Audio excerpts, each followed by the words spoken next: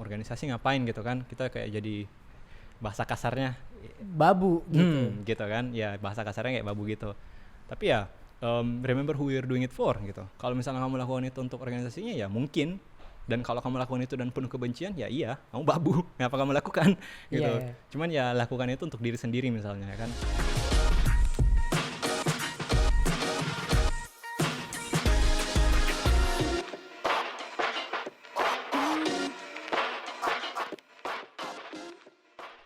Hai guys, apa kabar? Balik lagi di podcast Banyak Kata by Binus University. Kenalin, gue Nate dari DKV New Media.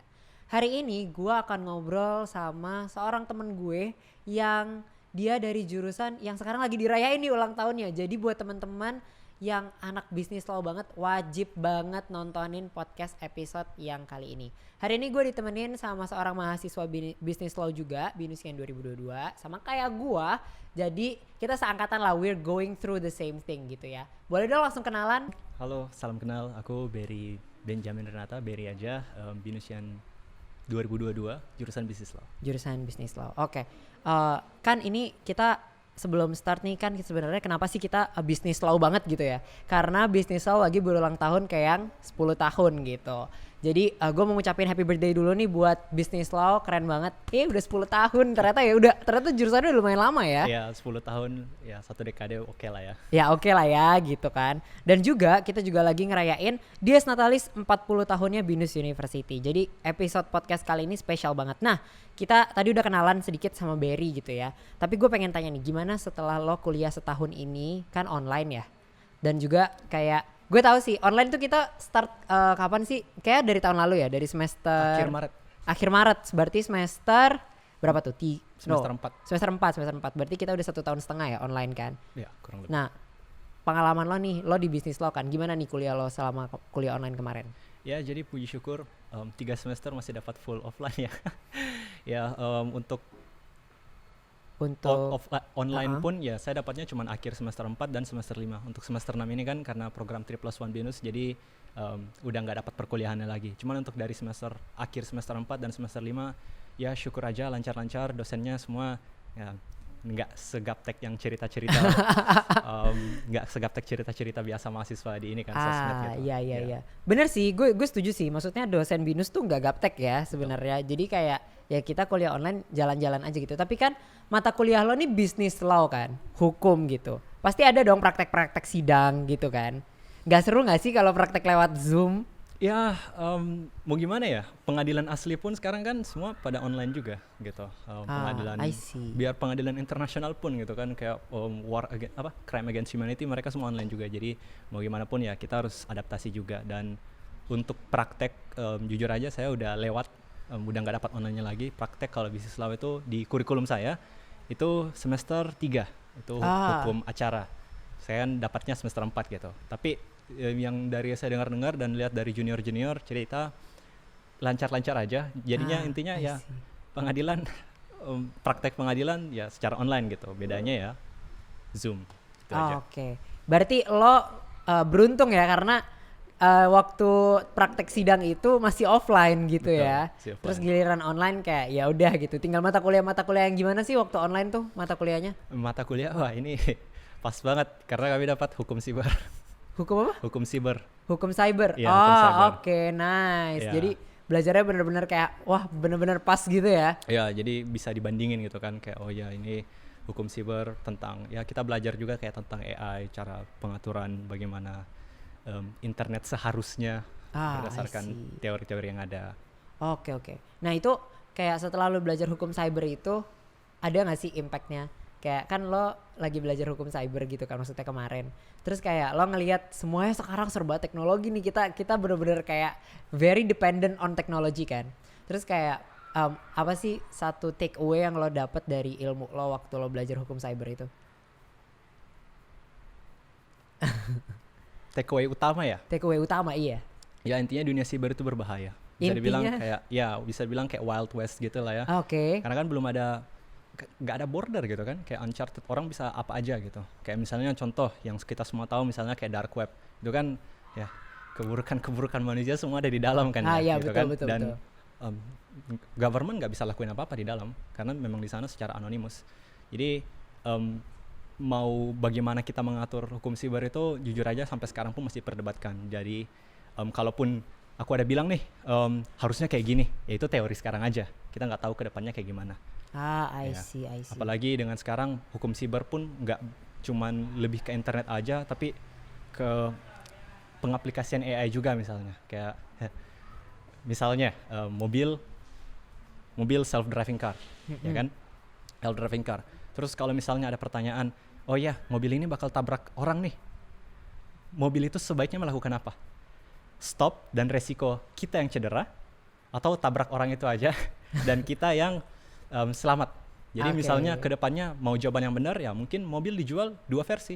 Satu versi egois misalnya, ya udah tabrak orang aja aku selamat. Satunya lagi versi altruistik misalnya, kayak oh ya udah aku nggak apa-apa cedera atau bisa tewas tapi orang lain selamat gitu. Ya, jadi lumayan rumit gitu dan sampai sekarang kita masih belum punya solusi yang definitif. Oke. Tadi tuh waktu lo bilang kayak kalau misalnya ada self driving car nabrak orang, di kepala gue tuh lo akan nanya siapa yang disalahin, mobilnya atau pengendaranya, karena mobilnya jalan sendiri kan. Ya jadi kayak oh ternyata oke. I understand. Wah keren juga ya, maksudnya mata kuliah yang lo ambil gitu. Gue jadi menyesal nih gue masuk DKV, kayak gue pengen ganti jurusan ke bisnis lo aja nih. Ya masing-masing ada nuansanya lah ya. Nah terus kan sekarang nih kita satu angkatan kan, sama-sama Binusian 2022. Berarti sekarang kita berdua sama-sama lagi magang gitu kan. Nah wait, nggak cuman magang doang ya, enrichment program di Binus tuh ada banyak gitu. Nah gue pengen nanya nih, lo ngambil track yang mana nih buat enrichment yang sekarang? Untuk sekarang aku magang ada di law firm lokal, SAP Law Firm Supadion Partners. Jadi ya di sana kami kerjaan hukum lah bisa dibilang simpelnya. Oke, nah kita kan 3+1 ya. Kalau ini kan baru setengah jalan. Nah berarti waktu enrichment kedua kira-kira lo mau kemana? Kedua saya udah daftar apply dan diterima untuk ikut program study abroad. Jadi mulai Agustus nanti saya udah bisa berangkat untuk ke negara tujuan. Oke. Jadi sekarang Berry lagi ngambil magang di law firm lokal dan nextnya mau study abroad ya? Iya betul. Oke, nah gue pengen nanya nih, selama pandemi ini kan berarti banyak kantor yang WFH, ada juga yang WFO gitu kan. Nah kalau tempat lo sendiri WFH atau WFO? Untuk law firm saya sekarang ini WFH, cuman WFH-nya itu karena saya magang ya. Kalau misalnya contoh associate atau partner-partnernya itu mereka masih pada masuk kantor. Gitu. Jadi anak-anak internnya emang ditaruh di WFH ya? Iya, gitu. Untuk law firm saya. Tapi kalau misalnya cerita kawan-kawan lain, law firm lain itu mereka banyak yang masuk kantor semua. Nah mungkin teman-teman yang lagi nonton sekarang ada yang nggak kebayang nih sebenarnya tuh kerjaannya Berry tuh apa sih gitu, maksudnya anak magang, WFH, terus anak hukum juga kan, kayak ngapain sih sebenarnya gitu?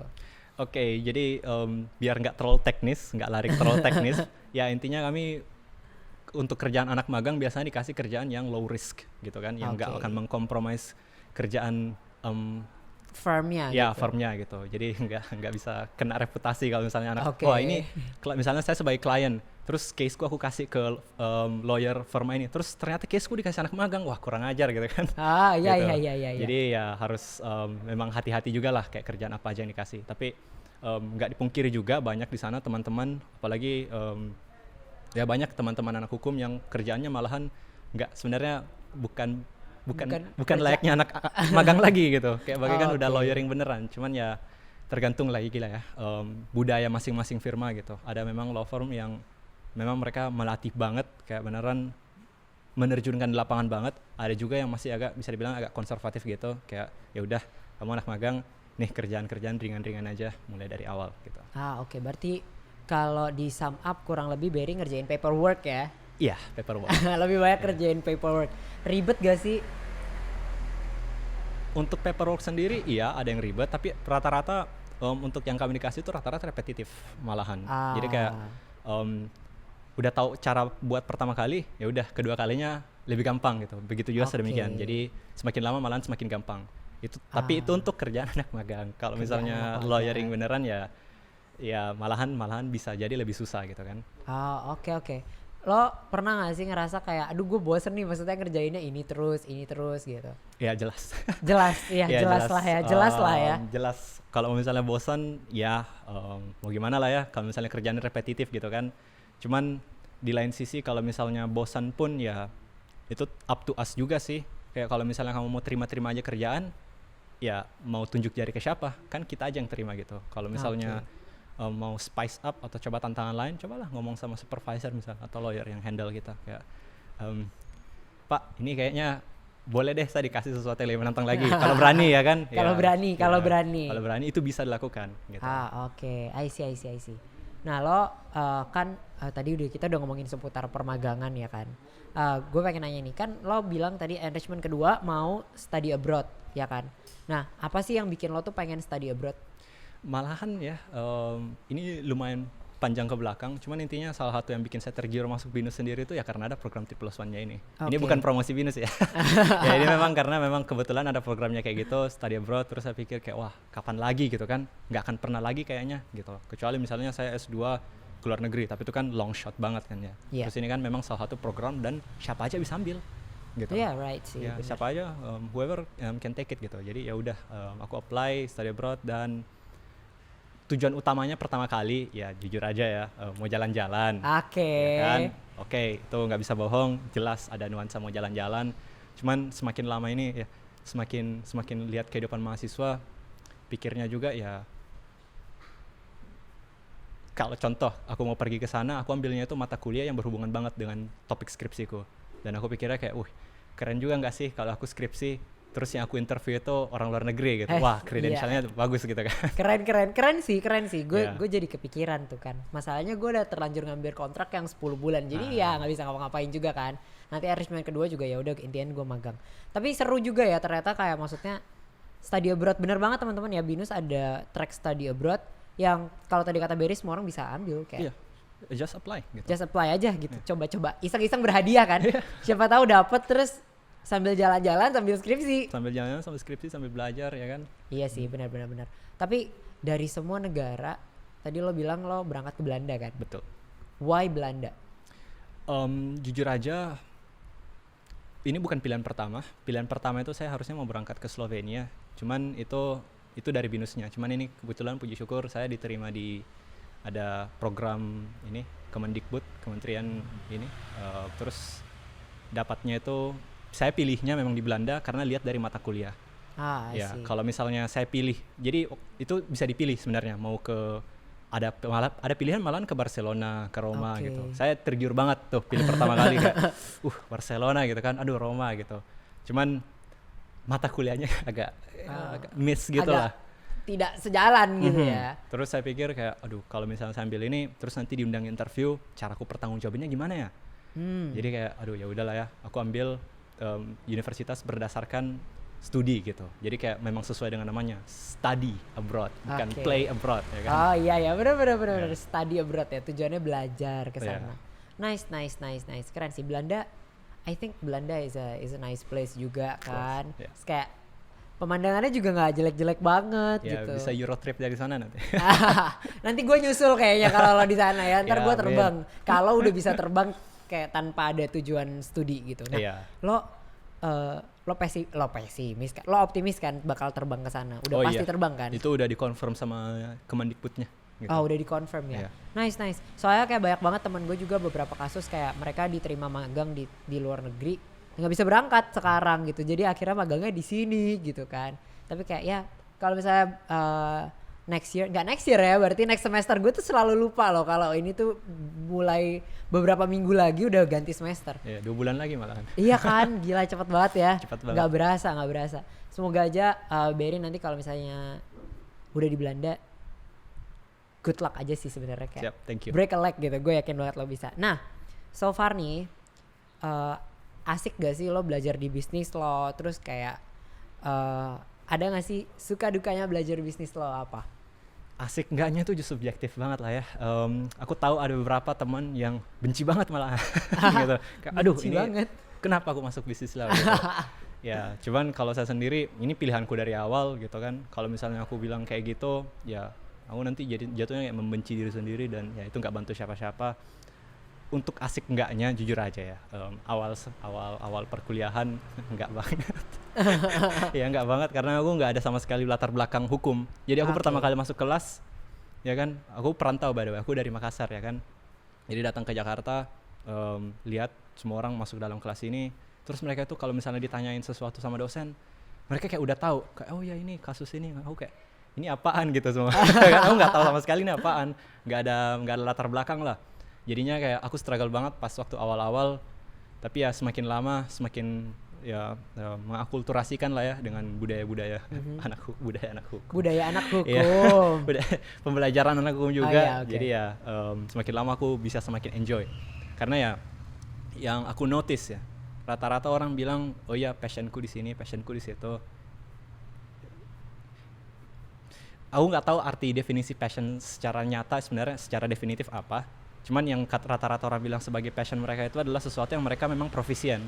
Jadi kalau misalnya aku jago karate, ya aku gampang aja bilang, oh ya passionku karate. Gitu kan? Ya, jadi kalau misal pas waktu aku udah mulai profisien nih, IPK aku udah aman banget gitu. Terus aku udah mulai dikenal-kenal dosen, baru aku bilang, ya enak ya dihukum gitu. Dan itu menurut aku berlaku di semua bidang. Jadi ya pull through aja teman-teman. Ya it's true juga sih, maksudnya kayak ketika gue bilang passion gue di desain, waktu nilai desain gue jelek juga gue mempertanyakan gitu, ini gue beneran passionate gak sih di bidang ini. Tapi ini gue pengen nanya sesuatu nih, karena tadi lo sempet nyinggung gitu kan, lo di awal-awal ngerasa kayak gak asik gitu kan awalnya. Kenapa lo milih bisnis lo?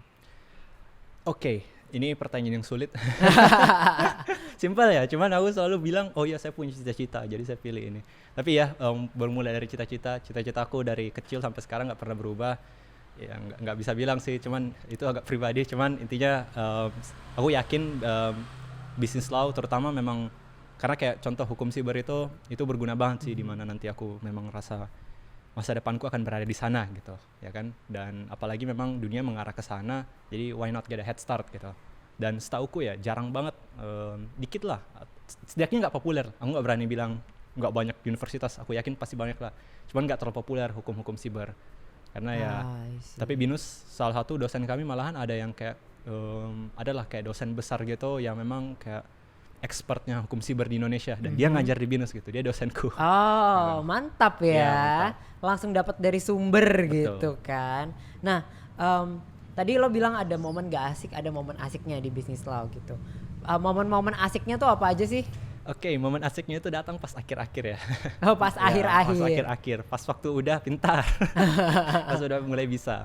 Jadi ya pas awal-awal aku bilangnya nggak asik, ya itu adalah aku ambil kegiatan lain, makanya aku juga lihat jurusan itu kerjaan jurusan, tugas-tugas jadi sebagai beban gitu. Tapi semakin lama aku di business law, terutama pas semester 5, itu aku udah mulai di notice tuh. Jadi tiba-tiba nih semester 5 aku ada tawaran kayak, Berry kamu ini nggak tertarik nggak ikut jadi delegasi pertama BINUS University untuk ikut lomba internasional lomba hukum. Terus aku yang ini nggak tahu ini apaan gitu. Aku aja nggak tahu yang mau diperlombakan itu apa, tapi aku terima aja.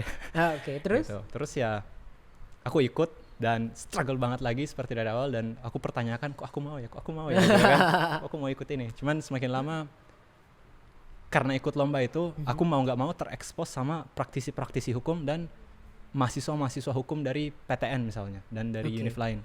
Dan itu pas aku lihat kayak ternyata dunia hukum kayak gini ya, kayak ternyata hukum nggak sehitam putih kayak yang aku pikir gitu. Kayak banyak banget pintu yang terbuka gitu. I see. Oke. Berarti ya keren sih. Kayak ya memang sih pasti setiap jurusan ada ups and downs-nya lah ya kan. Dan itu tadi, kalau tadi kan lo bilang kayak lo ikut lomba gitu. Ada gak sih momen yang bikin lo tuh kayak, nih gue nih anak hukum banget nih gara-gara ini nih. Kalau gue contoh misalnya kalau misalnya anak DKV tiba-tiba dapet tawaran untuk masang karya di galeri, kayak gue udah anak DKV banget gitu atau apa gitu. Nah ada gak sih momen yang bikin lo tuh kayak, wah gue nih anak hukum banget gitu? Oh iya, aku selalu jadiin banggaan, aku pernah bolos kelas untuk ketemu presiden. Oke. Ya, tapi enggak, itu cuman one time doang. Itu memang malahan dapat izin dari BINUS itu. Itu ada, bukan anak hukum juga semua malahan, kayak adalah Hari Anti Narkoba Internasional, terus Pak JK waktu itu wakil presiden datang.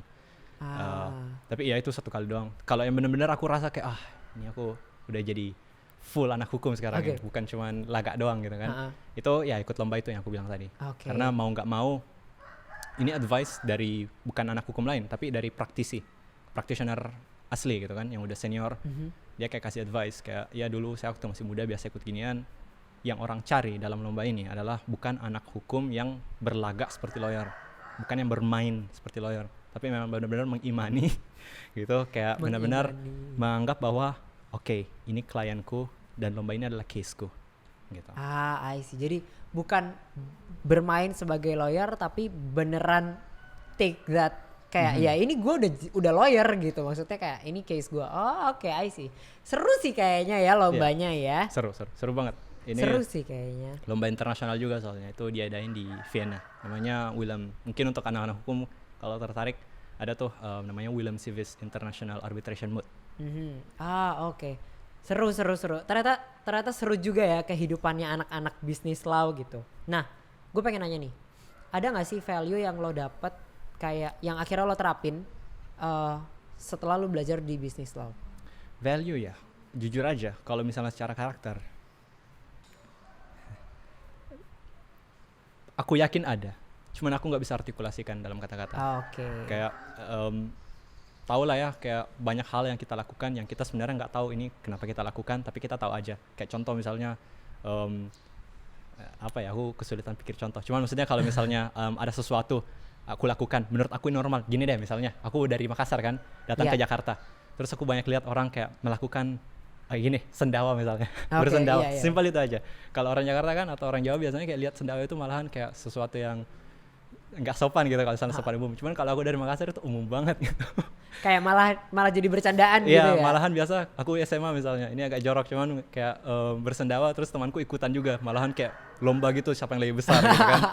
Yeah. Oh, I see. Nah, kayak gitu. Dan kayak itu tadi aku bilang apa yang benar, yang mana yang benar gitu. Kalau misalnya dalam hukum kita gampang aja tunjuk bahwa oh ya ini salah, tapi ini berdasarkan budayanya siapa, berdasarkan hukumnya siapa gitu. Apalagi terutama waktu pas aku belajar hukum internasional gitu, bahwa ternyata oh ya Indonesia cuma beberapa dari negara, nggak sampai belasan malahan yang masih ada hukuman matinya gitu. Kayak oh ya mungkin Indonesia pikir hukuman mati masih setimpal gitu, tapi ada seratusan negara yang nggak setuju gitu kan. Okay. Ya jadi itu salah satunya yang aku pelajarin ya, kayak dunia nggak hitam putih, lumayan banyak abu-abunya, dan menavigasi dalam dunia abu-abu itu susah banget. Gitu. Nah berarti anak bisnis law tuh banyak banget PR bacaannya ya? Banyak banget ya. Dan lo sendiri suka baca? Oh iya, aku beruntung memang hobiku salah satunya adalah membaca. Jadi aku nggak rasa terlalu terbebani pas waktu banyak bacaan. Dan untuk mungkin kayak oh beda lah, aku juga misalnya ada teman-teman yang bilang oh ya aku suka baca novel, cuman kalau baca buku pelajaran ya lain cerita bro gitu kan. Iya benar ya lain cerita, cuman ya pertama kita harus ngerti dulu sih. Aku juga nggak suka misalnya contoh ya, yang aku nggak terlalu suka misalnya pelajarin itu hukum hukum agraria, hukum adat. Hukum adat and agrarian law, itu kami ada pelajaran juga. Itu aku jujur kurang ngeh banget. Tapi di lain sisi aku ngerti kenapa ini penting aku pelajarin. Bukan maksudnya bukan aku pelajarin biar aku pintar kayak bisa semuanya gitu. Tapi setidaknya aku punya dasar kayak ini kenapa hukum adat dan agraria Indonesia itu seperti hukum dan adat agraria Indonesia.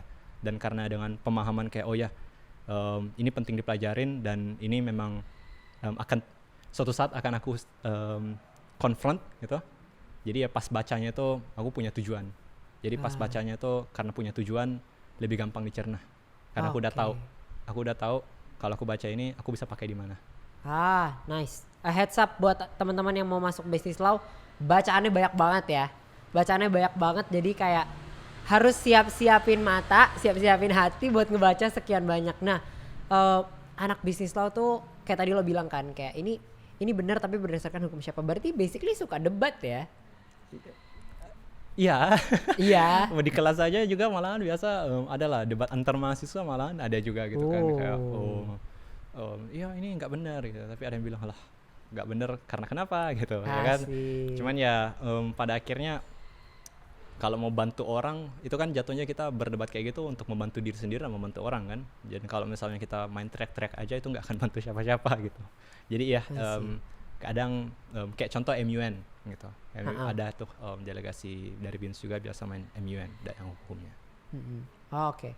Berarti nih gue pertanyaan gak ada di cue card ya, tapi gue pengen nanya aja gitu. Ribet gak sih kalau sama pacar? Anak bisnis lo punya pacar tuh ribet gak sih? Kayak semua didebatin. Nggak juga. Nggak juga. Pengalaman pribadi ya? Ya, aku dengan pacar aku ya mungkin dari aku aja yang sering kayak mempertanyakan kenapa gitu ya okay. Tapi ya kami berdua sadar kayak yang kayak gini nggak membantu siapa-siapa. Oke, I see. Jadi kayak ya udah kalau misalnya lakukan sesuatu ya udah pikir aja ini bantu siapa ya. Kalau misalnya nggak bantu diri sendiri dan nggak bantu orang lain, why are you doing ini? Kenapa dilakukan? Lu berdua tapi lu sama pacar lo dulunya anak bisnis lo? Ya, jurusan lain. Oh, pantesan berantemnya nggak banyak. Kalau dua-duanya bisnis lo kayak bakal debat terus ya. Bisa jadi. Bisa terjadi perceraian itu di situ. Oke. Nah, ini gue pengen nanya nih, lo waktu kuliah selain sibuk di bisnis lo ikut organisasi apa nggak? Oh iya, itu dia. Tadi aku udah bilang kan, pas awal aku struggle banget dan salah satu yang aku jadiin escape itu ya ikut organisasi. Oke. Aku tahun pertama aku ada ikut 2 organisasi malahan. Yang satu itu ada organisasi aku tinggal di Binus Square, itu asrama Binus. Oh, oke. Itu aku ada ikut organisasi di sana, Binus Square Student Committee, dan ya kami ada event-event untuk para member dormnya di sana. Resident Binus Square lah ya. Betul. Terus satu lagi apa? Itu Binus English Club. Oh, BEC. BNEC, ya. Oh ya, BNEC. Sorry guys, aku nggak hafal nama-nama UKM. Iya, betul. Tapi oke, berarti lo ikut 2 itu gitu. Nah, apa yang lo dapetin sih selama lo ngikutin itu? Tunggu, sebelum lanjut, bertahan berapa lama? Untuk aku nggak ada keluar sih sebelum waktunya. Jadi kalau misalnya biasa sih yang Binus Square, aku bertahan selama setahun. Cuman tahun kedua aku stop. Untuk yang Binus English Club aku bertahan 2 tahun. Itu aku selesain juga semua, periodenya sampai selesai semua. Oke, nice. Jadi aktivis? Iya, aktivis. Oke, keren. Tepuk tangan dulu. Tepuk tangan juga nggak bisa didengar sih sama kita. Yeah. Tapi, nah itu gue pengen nanya, take away lo dari setelah ikut organisasi itu lo dapat apa sih? Mungkin yang pertama itu lebih ke karakter sih. Kan jadi gini, aku biasa kalau ikut organisasi kayak gitu sering diledekin biasa sama anak hukum lain. Oh, mau jadi lawyer atau event organizer sih?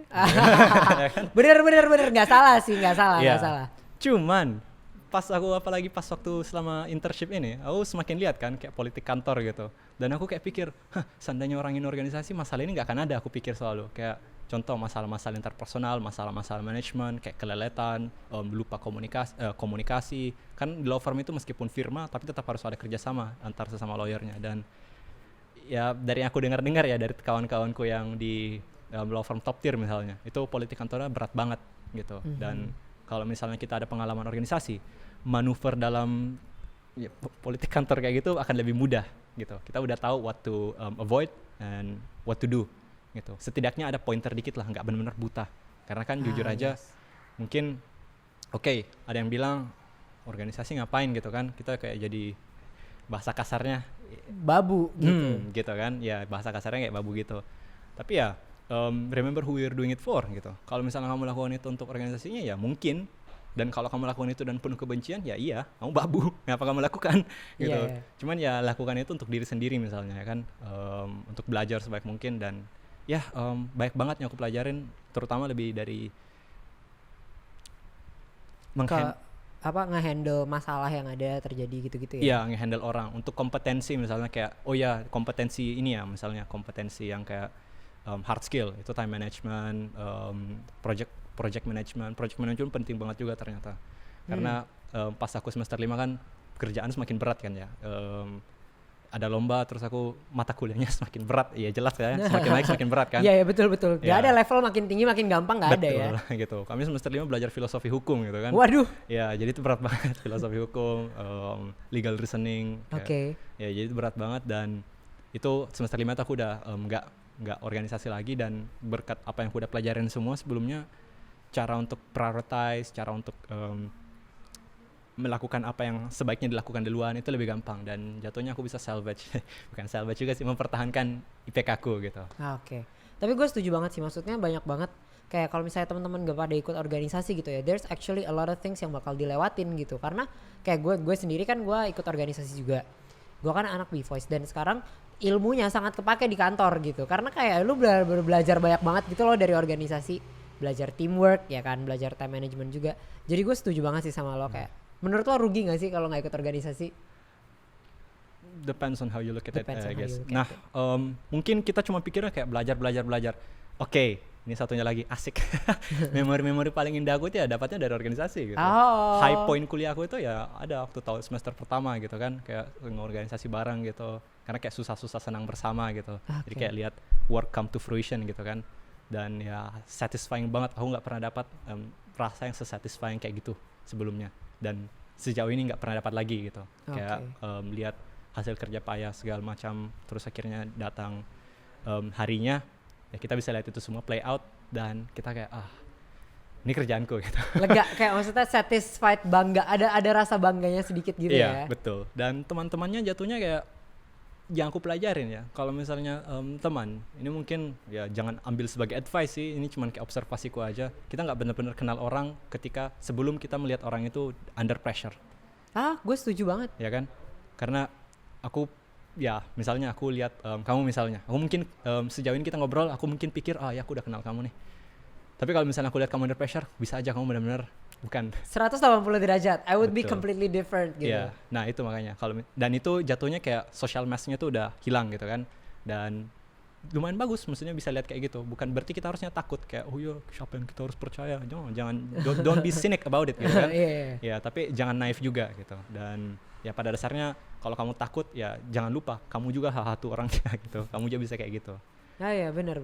When the time comes you can be under pressure dan lo yang akan terbuka, maksudnya bakal kelihatan gitu sama orang. Gue setuju banget sih. Betul. Dan kalau misalnya organisasi kayak gitu kan, kamu udah bisa lihat sendiri kalau aku under pressure aku kayak gini gitu. Iya benar. Jadi Ya kita kan? bisa nge-handle sendiri juga. Betul. Gitu. Kalau nanti misalnya di real life pekerjaan kantor kita under pressure, terus kita kayak gue tahu gue kalau under pressure stuck gitu, gue nggak bisa ngapa-ngapain, kayak you can keep it, kayak bisa diatur. Bisa kendalikan diri sendiri. Ya benar. Terus juga organisasi bikin lo ketemu sama banyak teman-teman baru dari jurusan lain ya. Iya. Pacar aku dari organisasi. Baru mau gue belum nanya, tapi gue baru mau nanya, tapi udah dijawab gitu kan. Iya. Ternyata selain dapat pengalaman, dapat pacar juga Wak dari organisasi. Ya, cuman jangan masuk organisasi untuk cari pacar ya. Oh iya. Bukan itu tujuannya. bukan itu tujuannya. Itu bonus ya. Itu bonus. Bonusnya. Itu bonus. Oke. Udah berapa lama sama pacarnya? Udah 1,5. 1,5, lumayan lama loh. Berarti dari Ya. Dari tahun kedua organisasi ya? Ya. Oh, oke. Adik tingkat apa? Jadi ngobrolin percintaan. Lanjut dulu kali ya. Nah, tadi kan lo sempat bilang kalau lo sempat ikut lomba gitu kan. Bawa pulang piala waktu lomba? Untuk yang tadi aku cerita, yang lomba hukum, sayangnya enggak. Kami juga kan masih delegasi pertama ya. Kita benar-benar buta banget gitu. Dan pas waktu kami hire coach dari Unpad, ya dia mahasiswa hukum Unpad dan dia udah ikut lomba ini 2 kali. Ya dia kayak selalu bilang kayak kita udah telat banget gitu, dan kita kayak hoki gitu lah bisa start off the way we did gitu kan. Karena ya kami delegasi pertama dan masih kayak fumbling in the dark gitu. Jadi kami masuk ke dalam lomba itu pun dengan penuh kesadaran diri bahwa kami likely 95% gak akan bawa apa-apa selain ya pengalaman aja dan ya hindsight bisa dibilang. Tapi ya pada akhirnya hasilnya aku lihat, aku sendiri bangga aja sih dengan penghasilanku juga, karena final score-nya ya aku puji syukur bisa masuk ke dalam 25th percentile dari jumlah partisipan yang participate 8.000 mahasiswa dari 80-an negara. Ya, jadi kayak aku cukup bangga lah dengan pencapaian itu lah ya. Itu kayak walaupun nggak membawa pulang medali atau piala gitu ya, tapi kayak even to be there aja tuh udah an achievement sih menurut gue, udah keren banget sih. Iya, inilah kayak menyelesaikan semuanya dengan intact. Nice. Kayak pulang dengan selamat gitu ya. Iya, betul. Mentalnya masih belum kena gitu. Oke. Nah gue pengen nanya nih, selain lomba itu lo pernah ikut lomba-lomba yang lain gak? Iya, aku ikut lomba English competition, storytelling, dengan debate, tapi lebih ke storytelling sih. Debate aku waktu itu stint sekitar 3-4 bulan aja. Itu pun otodidak, nggak ada siapa-siapa, bareng sepupu, terus kayak ayo coba debate gitu. Dan ya nggak dapat apa-apa sih karena otodidak juga kan. Cuman untuk kalau storytelling ya aku 2019 ada juara 3 kalau nggak salah. Ya juara 3 level nasional, terus ada lagi baru-baru juga sih, November 2020 lalu. Iya itu pas online juara 2 nice. Storytelling. Oke. Gue mungkin kayak sedikit kata-kata mutiara gitu ya. Losing is the new winning gak sih? Kayak you know when you lose, sebenarnya gue gak suka sih dengan term kalah gitu ya. Tapi lebih tepatnya kayak ketika maksudnya misalnya lo tadi bilang lo waktu lomba lomba hukum itu kayak lo kan nggak bawa pulang apa-apa, tapi kayak akhirnya kita bisa take away, kayak kita bisa step back untuk kayak where did we do wrong, kita bisa improve apa ke depannya gitu gak sih? Betul. Jadi gini, hal terburuk yang bisa dilakukan kalau ikut lomba adalah kalah dan be upset about it. Nah, yes, true. Ya kan? Jadi kalau misalnya kita lakukan kegagalan, aku sendiri ya nggak tahu kalau misalnya teman-teman yang lain gimana. Aku kalau misalnya ingat kesalahan lalu, yang terjadi di pikiranku hanyalah aku kayak cakel dikit. Oh ya, aku pernah kayak gini ya gitu. Atau malahan nostalgia, ya kan? Malahan kayak ya pernah ya masa-masa kayak gini. Jadi kayak ya senang aja ingatnya. Dibanding dengan kayak misalnya nggak take the opportunity, yang ada malahan regret. Kita kalau regret ya itu mungkin stage terakhir. Tapi yang lebih parahnya adalah ketika kita perpetually berpikir what if itu nggak akan pernah stop gitu. Benar-benar. Ya kan? Ya jadi kayak daripada lo menyesal tidak pernah try atau kayak lo what if kayak mending cobain aja dulu gak sih? Iya betul. Dan kalau gagal pun ya nggak apa-apa. Aku jujur aja, ini bukan mau kelihatan seperti sok bijak gimana gitu. Cuman yang paling belajar, yang benar membangun karakter banget itu ya dari dalam ini, kayak kegagalan dan kekalahan gitulah. Kekalahan dalam apa gitu kan. Iya kan? Cuman ya maksudnya paling banyak belajar itu dari sana. Karena kita jatuhnya mau nggak mau harus introspeksi diri kan. Gitu. Kita forced to do that. Kalau enggak ya jatuhnya kayak ya damai. Iya, jatuhnya jadi kayak ya udah gitu, kayak beda gitu kan antara acceptance sama actually learning from your mistakes gitu kan. Wah, keren banget. Gue suka banget. I really like the way you think gitu. Nah, mungkin a few more questions gitu ya perihal perbisnis lawan dan kampus-kampusan ini gitu. Ada nggak sih yang lu kangenin dari kuliah offline? Oke, jujur aja yang paling dikangenin aku sama seperti semua orang adalah human interaction. Ya kan? Kalau untuk mata pelajarannya sendiri, ya aku kadang kayak agak miss gitu sih take notes gitu. Aku minoritas sih, jarang biasa yang udah pasti take notes, cuman aku biasa di kelas sambil take notes gitu kan. Dan itu jujur aja banyak lah melatih kayak gitu kan. Apalagi kalau misalnya dosennya ngomong cepat gitu, dan jatuhnya kita nggak bisa take notes lagi, dia ngomong dan habis kelas baru kita harus bisa reorganize apa yang dia bilang menjadi sebuah notes yang bisa aku baca kembali. Ya kan? Gitu. Iya. Ya, itu yang mungkin aku miss, ya, nitpick kecil gitu. Tapi kalau untuk yang overall aku miss banget itu ya human interaction-nya sih, kayak bisa ngobrol ke dosennya langsung. Ya habis kelas pergi kulineran sekitar Syahda. Ya betul. That I really miss that gitu ya. Yeah. Habis kelas, or even gue dulu punya dosen, setiap kali gue masuk kelas, kalau gue nggak bawa cemilan di tangan gue, dia akan nanya, kamu nggak jajan? Karena kayak that's what we do gitu loh kalau offline kan. Itu gue kangen banget sih, kangen banget. Nah, lo berarti bentar lagi kan kita udah mau lulus nih berdua kan. Kita sama-sama Binus 2022. Mohon maaf tahun depan udah 2022 nih gitu kan. Ada gak sih yang lo lagi pikirin or you're preparing right now buat lulus tahun depan? Oh iya, skripsi. Oh iya, ada skripsi, saya lupa. Ya kalau skripsi ya itu obvious lah ya. Cuman untuk mungkin yang aku prepare yang lebih long termnya itu lebih ke ya cita-cita. Karena aku udah bilang tadi aku punya cita-cita yang ya cukup pribadi, cuman dari kecil sampai sekarang nggak pernah berubah. Dan itu aku baru-baru ini, apalagi pas waktu corona kan ya, kita kan punya banyak waktu banget untuk kayak take inventory gitu, kayak aku sekarang udah ngapain aja ya, kayak banyak waktu lah untuk ini kan, apa namanya istilahnya, mikir lah gitu. Ya untuk mikir, untuk merefleksi, untuk merefleksi gitu. Dan aku pikir kayak kalau aku dengan stateku sekarang kayaknya nggak bakal mampu deh untuk capai cita-cita aku gitu. Dan itulah yang aku sediakan sekarang untuk kalau misalnya pas tamat kuliah, karena aku udah tahu aku mau ngapain. Dan itu juga sih by the way bagusnya kayak punya plan. Kayak kalau misalnya kita pikir, oh ya udah aku tamat kuliah nanti lihat apa aja yang ada. Advice dikit dari aku, itu nggak akan semembantu dibanding kalau misalnya kita udah punya plan. Karena kalau kita udah punya plan, kamu udah tahu ini goalku, ini aku harus lakukan untuk sampai ke goalku. Gitu kan. Jadi kamu udah tahu, kita udah tahu nih, aku harus gini dulu, aku harus lakuin ini. Dan itu semakin membuat kita semakin dekat dengan goal-goal yang kita mau capai. Sip, mantap. Nah, terakhir nih, bisnis lo kan lagi ulang tahun yang ke-10 nih, lagi Disnatalis yang ke-10.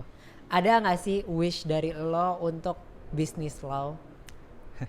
Oke, untuk bisnis lo berarti untuk orang-orangnya untuk jurusan kan ya? dan orang-orangnya kayaknya. Oke, mungkin untuk orang-orangnya aja lah ya. Mungkin untuk dosen-dosen, terima kasih Bapak Ibu udah bantu selama ini. Jujur aja, ya dari aku dengar-dengar dari kampus-kampus lain, ternyata wah Binus dosen-dosen bisnis lo membantu banget ya. Aku kayak bersyukur banget lah gitu ya. Semoga Bapak Ibu nggak pernah bosan dengan kerjaannya, karena kayak aku sendiri banyak banget sih yang life lesson dengan pelajaran-pelajaran yang aku dapat yang mungkin Bapak Ibu sendiri nggak sadar udah berikan gitu kan. Jadi ya never stop loving your job. Dan untuk teman-teman mahasiswa bisnis law mungkin ya jangan terjebak dalam zona nyaman. Asik. Atau ada wish ini, semoga mahasiswa bisnis law makin banyak. Oh iya, jelas. Ya, dikit banget kami ya. Dikit banget. Sekarang berapa? Satu angkatan sisa sekarang ya. Angkatan sekarang sisa 60-an, 70-an. Ya, mau gimana ya? Seleksi alam biasa bilangnya. Oke, seleksi alam pasti terjadi di setiap perkuliahan. Ya, betul, setiap perkuliahan. Oke, jadi itu tadi ya wishnya buat bisnis law. Semoga dosen-dosennya tidak capek-capek ngajar. Terus semoga teman-teman juga yang ada di jurusan apa tadi? Ya, tidak terjebak dalam zona nyaman. Dalam kenyamanan. Oke, thank you banget lo Berry hari ini udah mau nemenin gue ngobrol-ngobrol bareng seputar bisnis lo dan kehidupan lo. Thank you banget hari ini. Mungkin ada last words buat teman-teman Binusian? Ada kata-kata mutiara terakhir? Gak ada? Ada? If it's worth doing, then it's worth failing. Asik. Yeah. If it's worth doing, then it's worth failing. Jadi do it aja. Just do it gitu ya. Kalau kata siapa Mark, gue nggak tahu siapa yang ngomong, tapi kayak Shia LaBeouf. Oh ya, Shia LaBeouf. Oh my god, lupa gue. Anyway, just do it. Thank you banget teman-teman buat yang udah nontonin podcast Banyak Kata by Binus University. Gue mau ngucapin selamat ulang tahun juga buat bisnis law yang ke-10 tahun dan juga dalam rangka merayakan Disnatalis Binus University yang ke-40 tahun. Gue Nate, sampai ketemu di podcast kapan-kapan. Dadah.